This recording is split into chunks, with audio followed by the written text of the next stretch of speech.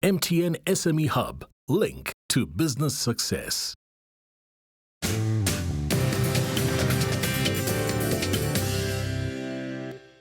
Welcome back to the Big Small Business Show. And in studio with us, we've got Sue Rowan. She is the founder of I Am Boho. And what I've learned so far is Boho, it means Bohemian. And if you are Bohemian, you know what Boho means. But I didn't know what it was. I'm certainly not the market, right? So when we look at your market, the Bohemian market and the Boho market, which brand globally do you look up to in that space and why?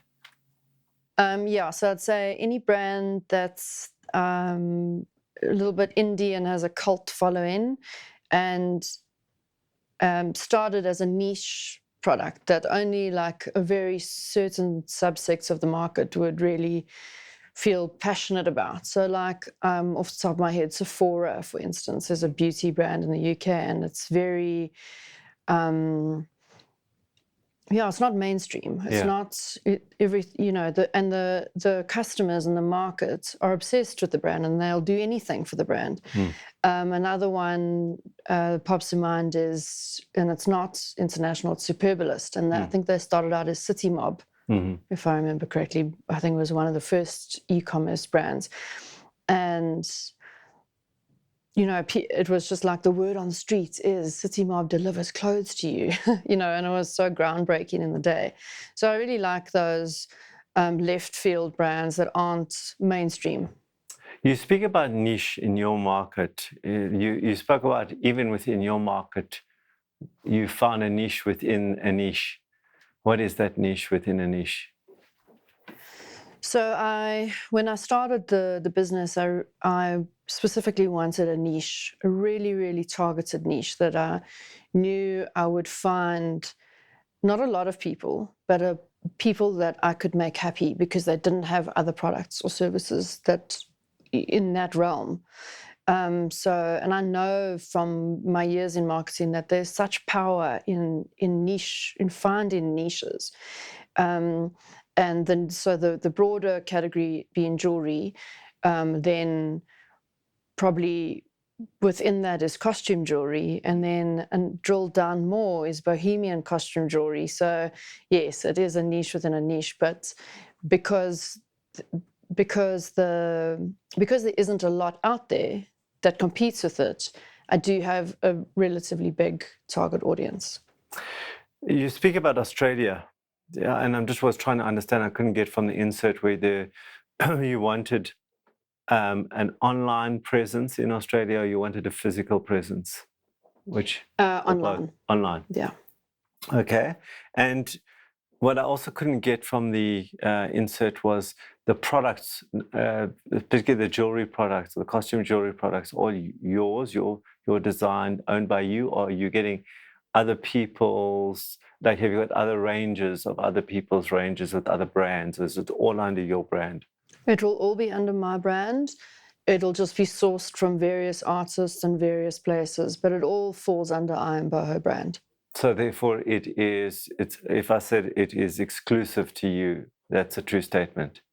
Yes, some of them will be exclusive. So my range is very broad. Yeah. And some of the items are totally exclusive to me. And in fact, they're one-off products. But some items are source and you could possibly get them from other places, but they wouldn't have my packaging and my brand journey and all of those things that go within it. Let's talk about, you mentioned in my years of marketing. Just tell me about that. Do you have a previous life as a corporate marketer? No, other side. Okay. Yeah, I was agency for 25 years. So, Okay. and I spent that time in branding, and most of that time actually in the branding world, developing CIs for big corporates, and then went across to through the line. So I've touched in every sphere of advertising and marketing now. So that's why I knew that I wanted to do my own venture, because I have this knowledge and I wanted to see if I could make it. So in your opinion, if you set up an online presence in Australia, what would be different in any way to setting up an online presence here, except that it's got a instead of .co.za, it's got a .au. I don't know what .za, .co.au, whatever they have there.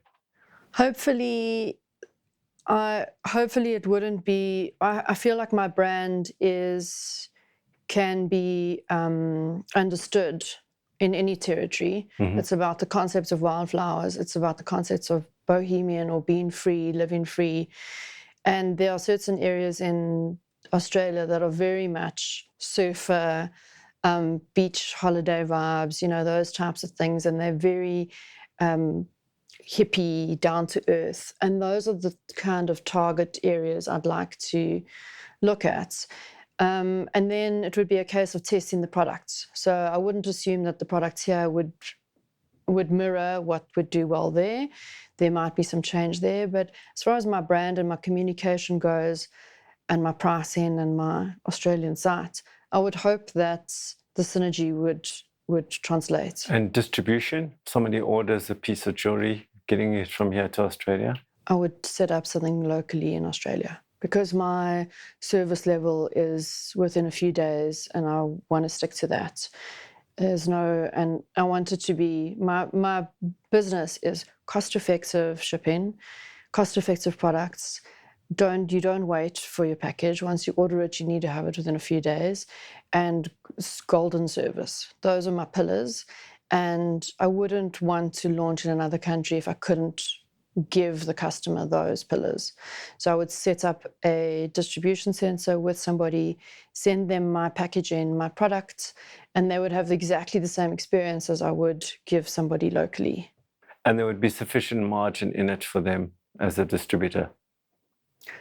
I would actually I don't even think it would be a distributor. It would be an employee of mine that would be doing that stuff there. Yeah. Holding the stock, packaging it, and shipping. Yeah. Okay. I think I've got enough. But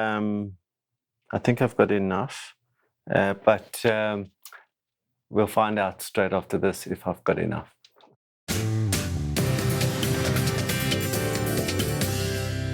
MTN SME Hub, link to business success.